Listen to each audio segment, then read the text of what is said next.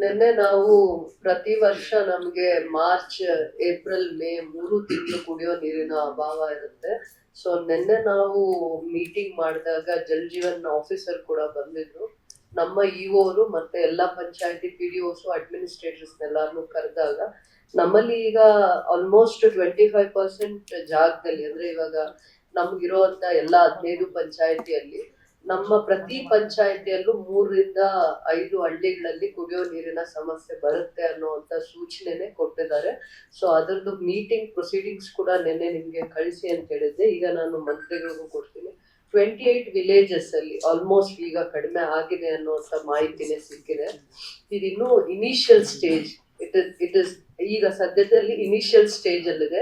ಮುಂದೆ ಈ March end ಅಷ್ಟರಲ್ಲಿ ನಮ್ಗೆ ಇನ್ನೂ ಜಾಸ್ತಿ ಕುಡಿಯೋ ನೀರಿನ ಅಭಾವ ಬರುತ್ತೆ. ಕೆಲವೊಂದು ಹಳ್ಳಿಗಳಲ್ಲಿ ಕುಡಿಯೋ ನೀರು ಜಾನುವಾರುಗಳಿಗೆ ಎಲ್ಲಾನು ಮತ್ತೆ ಎಲ್ಲಾನು ಕೂಡ ನಾವು ರೈತರಿಂದ ಟ್ಯಾಂಕರ್ಸ್ ಮುಖಾಂತರ ನಾವು ಎಲ್ಲಾನು ಅವ್ರ ಡಿಮ್ಯಾಂಡ್ಸ್ ನ ಫುಲ್ಫಿಲ್ ಮಾಡಕ್ಕಾಗಲ್ಲ.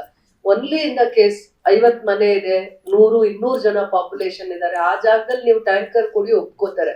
ಯಾವ ಹಳ್ಳಿಯಲ್ಲಿ 1000 ಪಾಪ್ಯುಲೇಷನ್ ಇದೆ ಆ ಜಾಗದಲ್ಲಿ ಬೋರ್ ಬಿಟ್ರೆ ರೈತರಿಂದ ನೀವು ನೀರ್ ಕೊಡ್ಸಿದ್ರು ಕಷ್ಟ ಆಗುತ್ತೆ ಆ ಹಳ್ಳಿನ 2-3 ತಿಂಗಳು ಮೇಂಟೈನ್ ಮಾಡೋದು. ಅದಕ್ಕೆ ಇನ್ನು ನೀವು ನಿಮ್ಮ ಹಂತದಲ್ಲಿ ಏನ್ ಸಭೆ ಮಾಡಿದೀರಾ ನನ್ಗೆ ಗೊತ್ತಿಲ್ಲ.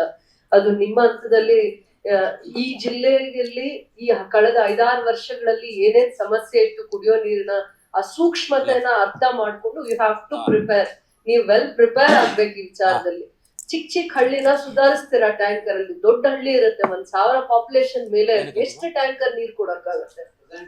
ಕೋಲಾರದಲ್ಲಿ CBSE ಸಿಲೆಬಸ್ ನ ಟಾಪ್ ಸ್ಕೂಲ್ ಪಟ್ಟಿಯಲ್ಲಿರುವ ಅರ್ಕಾ ಇಂಟರ್ನ್ಯಾಷನಲ್ ಸ್ಕೂಲ್ ನಲ್ಲಿ 2026-27ನೇ ಸಾಲಿನ ನರ್ಸರಿಯಿಂದ 10ನೇ ತರಗತಿಯವರೆಗೆ ದಾಖಲಾತಿಗಳು ಪ್ರಾರಂಭವಾಗಿದೆ. ಹೈಟೆಕ್ ಸ್ಕೂಲ್ ಬಿಲ್ಡಿಂಗ್, ಆಟದ ಮೈದಾನ, ನುರಿತ ಶಿಕ್ಷಕರು ಹಾಗೂ ವಿದ್ಯಾರ್ಥಿಗಳಿಗೆ ಕ್ರೀಡಾ ತರಬೇತಿ ಜೊತೆಗೆ ಸುರಕ್ಷಿತ ಬಸ್ ವ್ಯವಸ್ಥೆ ಕಲ್ಪಿಸಲಾಗಿದೆ. ನಿಮ್ಮ ಮಗುವನ್ನ ದಾಖಲು ಮಾಡೋದಕ್ಕೆ ಹಿಂದೆ ಭೇಟಿ ನೀಡಿ. Arka international school, Maderahalli. ರೈತರೆಲ್ಲ ನೀರ್ ಕೊಡ್ತಾರ? ಇವಾಗ ಈ ಬೇಸಿಗೆಯಲ್ಲಿ ಕೊಡ್ತಾರ? ಬೆಳೆ ಇಟ್ಮೇಲೆ ಒಬ್ಬ ರೈತ ಹತ್ರ ನೀರ್ ತಗೊಳಕ್ಕಾಗತ್ತ? ನೀವೆಲ್ಲಾ ಪರ್ಯಾಯ ಮಾರ್ಗಗಳನ್ನು ಸೈಂಟಿಫಿಕ್ ಆಗೇ ಬನ್ನಿ. ಈ ಜಿಲ್ಲೆಯಲ್ಲಿ ನೀರ್ಗೆ ಅಭಾವ ಬರೋದು ಖಂಡಿತ ಸತ್ಯ. ನಾನೇ ಅಲ್ಲ, ಎಲ್ಲಾ ಶಾಸಕರು ಅದಕ್ಕೆ ಸಾಕ್ಷಿ ಆಗಿದ್ದಾರೆ, ಎಲ್ರು ಕೂಡ. ಅವರ ಪ್ರಕಾರ ಬರೀ 11 ಹಳ್ಳಿಗಳಲ್ಲಿ ಇಡೀ ಜಾಗದಲ್ಲಿ ಅಂತ ಹೇಳ್ತಾ ಇಲ್ಲ. ನನ್ನ ಹಂತದಲ್ಲಿ ಸಭೆ ಮಾಡಿದೀನಿ ನಾನು ನನ್ನ ಕ್ಷೇತ್ರದಲ್ಲಿ. ಆ ಕಾಪಿ ನಮ್ಮ ಇಒ ಅವರಿಗೆ ನಿಮ್ಗೊಂದು ಕಾಪಿನ ನಿಮಗೆ ತಲುಪಿಸಿ ಅಂತ ಹೇಳ್ತಾ ಇದೀನಿ.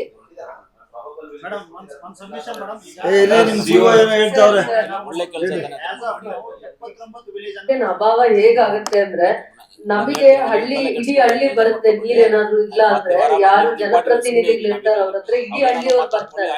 ನಮ್ಮ ಊರಲ್ಲಿ ನೀರ್ ನಿಂತೋಗಿದೆ, ನೀರಿನ ಸಮಸ್ಯೆ ಇದೆ, ಇದ್ರ ಬಗೆಹರಿಸಿ ಪಂಚಾಯತಿಂದ ನೀರ್ ಕೊಡಕ್ ಆಗ್ತಾ ಇಲ್ಲ ಅಂತ. ಇದು ಕಳೆದ ಹಿಂದೆನೂ ನಾವ್ ಎಂತ ಸಮಸ್ಯೆ ಅನುಭವಿಸಿದೀವಿ ಅನ್ನೋ ಸತ್ಯನೂ ನಿಮ್ಗೆ ತಿಳಿಸ್ಬೇಕು. ಇವಾಗ ನೀವು ವೆಲ್ ಪ್ರಿಪೇರ್ ಆಗ್ಬೋದು, ಬಟ್ ಇದಕ್ಕೆ ಅಂತ ಕುಡಿಯೋ ನೀರಿಗೆ ಅಂತ 2 ತರ ದಾರಿ ಹುಡುಕ್ಬೇಕು. ಒಂದ್ ಕಡೆ ಬೋರ್ವೆಲ್ ಕೊರದಲ್ಲಿ ನೀರ್ ಸಿಗ್ಲೇಬೇಕಾಗತ್ತೆ. ನೀರ್ ಸಿಗ್ಲಿಲ್ಲ ಅಂತಂದ್ರೆ ಈ 3 ತಿಂಗಳಿಗೆ ವಿಶೇಷವಾಗಿ ಯಾರಾದ್ರೂ ರೈತರನ್ನ ಹಿಡಿದು ನೀರ್ ಕೊಡ್ಸೋಂತ ವ್ಯವಸ್ಥೆ ಮಾಡ್ಬೇಕಾಗತ್ತೆ. ಹಿಂದೆ ನಾವೇ ಸೈಂಟಿಫಿಕ್ ಆಗೋ ಅನ್ಸೈಂಟಿಫಿಕ್ ಆಗೋ ಕೋವಿಡ್ ಸಂದರ್ಭದಲ್ಲಿ ಬೋರ್ವೆಲ್ ಕೊರಿಸ್ತೀವಿ. ಎಷ್ಟೋ ಕ್ಷೇತ್ರದಲ್ಲಿ ಇನ್ನೂ ಅವ್ರಿಗೆ ಬೋರ್ವೆಲ್ಸ್ಗೆ ಡ್ರಿಲ್ ಮಾಡಿರ್ತಾರಲ್ಲ, ಡ್ರಿಲ್ಲರ್ಸ್ಗೆ ದುಡ್ಡು ಆಗಿಲ್ಲ. ನಾವ್ ಅಲ್ದಾಡ್ತೀವಿ, ಸೆಷನ್ ಅಲ್ಲಿ ಮಾತಾಡ್ತೀವಿ, ಅವ್ರಿಗೆ ನ್ಯಾಯ ಕೊಡ್ಸಿಲ್ಲ.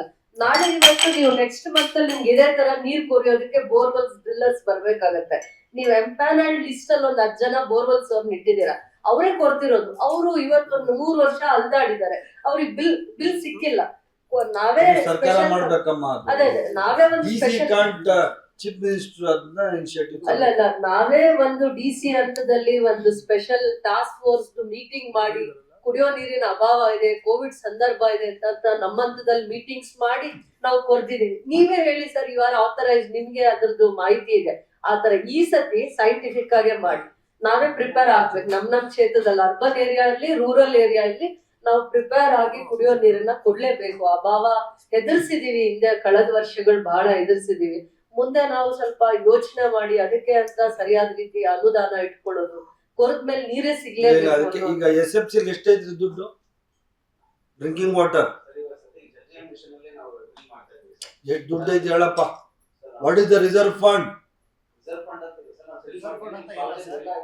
ಏನಂತೀರ ಸರ್ ಅದಕ್ಕೆ? ಇನ್ನೂ ಒಂದು ಟೆಕ್ನಿಕಲ್ ಪ್ರಾಬ್ಲಮ್ ಇದೆ ರಿಸರ್ಚ್ ಸರ್. ಏನಿದೆ ನೀರ್ ಅದು? ಕೊಡ್ತಿದ್ದೀರಾ ನೀವು ಜಲ್ ಜೀವನ್ ಮಿಷನ್ ಅಲ್ಲಿ, ನೀರ್ ಸಿಕ್ಕಿದೆ, ನೀರ್ ಸಿಕ್ಕಾದ್ಮೇಲೆ ಪವರ್ ಕನೆಕ್ಷನ್ಸ್ ಆಗಿದ್ಯಾ ಅಂತ ಒಂದ್ ಮಾಹಿತಿ ತಗೊಳ್ಳಿ ಸರ್. ನಿಮ್ದೇ ಇನ್ನೊಂದು ಇಲಾಖೆ, ಅವರು ಪವರ್ ಕನೆಕ್ಷನ್ಸ್ ಕೊಡ್ತಾ ಇಲ್ಲ, ಯಾಕಂದ್ರೆ ನೀವು ಡೆಪಾಸಿಟ್ ಕಟ್ಟಿಲ್ಲ ಅಂದ್ಬಿಟ್ಟು ಕೊರದೆ 5-6 ತಿಂಗಳಾಗಿದೆ. ಆ ಬೋರ್ವೆಲ್ಸ್ಗೆ ಪವರ್ ಕನೆಕ್ಷನ್ಸ್ ಯಾಕೆ ಹಾಕಿಲ್ಲ ಅಂತಂದ್ರೆ ಅವರು ಪಂಚಾಯತಿಯವರು ದುಡ್ಡು ಕಟ್ಟಬೇಕು ಅಂತ ಹೇಳ್ತಾರೆ TCಗೆ ಸರ್.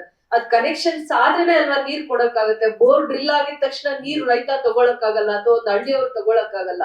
ಇಂತ ಟೆಕ್ನಿಕಲಿ ನೀವು ಇಲಾಖೆಯವ್ರ ಜೊತೆಲಿ ಕುತ್ಕೊಳ್ದೆ ಅಂದ್ರೆ ನಮ್ಮಲ್ಲಿ 3-5 ತಿಂಗಳಲ್ಲಿ ಎಷ್ಟೋ ಬೋರ್ವೆಲ್ಸ್ ಡ್ರಿಲ್ ಆಗಿರುವಂತವು ಅದ್ರದ್ದು ಸ್ಟಾಟಿಸ್ಟಿಕ್ಸ್ ಕೊಡ್ತೀವಿ, ಕನೆಕ್ಷನ್ಸ್ ಆಗಿಲ್ಲ.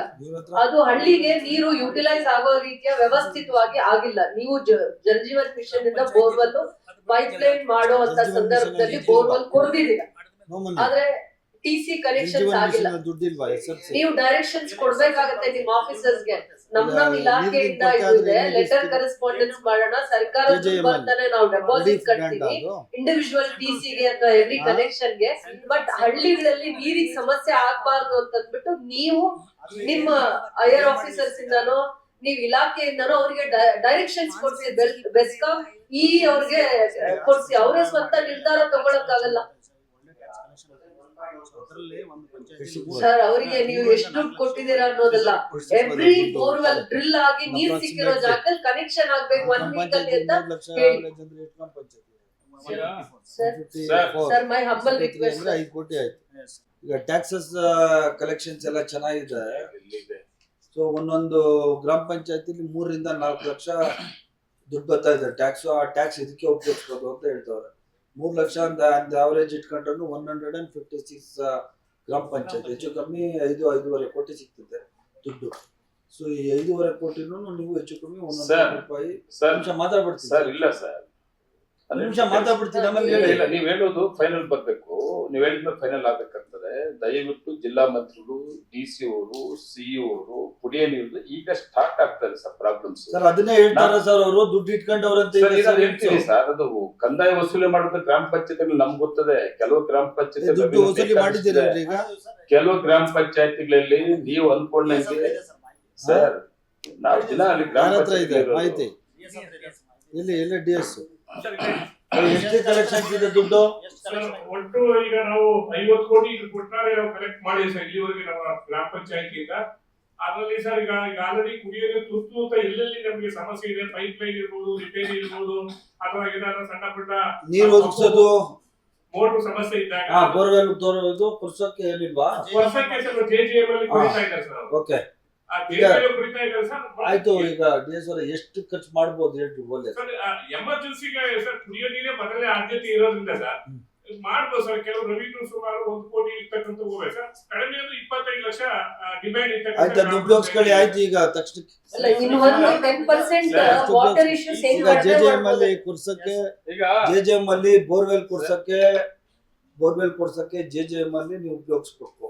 ಎಲ್ಲೆಲ್ಲಿ ತುರ್ತಾಗಿ ನೀರಿಲ್ಲ, ಬೋರ್ವೆಲ್ಸ್ ಬಾಡಿಗೆ ತಗೊಳೋದು ಅಥವಾ ಟ್ಯಾಂಕರ್ ಪೈಪ್ ಲೈನ್ ಕನೆಕ್ಷನ್ ಮಾಡೋದು, ಅದೆಲ್ಲಾನು ನಿಮ್ಮ ದುಡ್ಡು ಸೇವಿಂಗ್ಸ್ ಇದೆಯಲ್ಲ, up to 25 lakhs is the minimum and maximum I think ಎಷ್ಟು ಹೇಳಿದವರು 1 ಕೋಟಿ ರೂಪಾಯಿ ಹೇಳಿದ್ರು.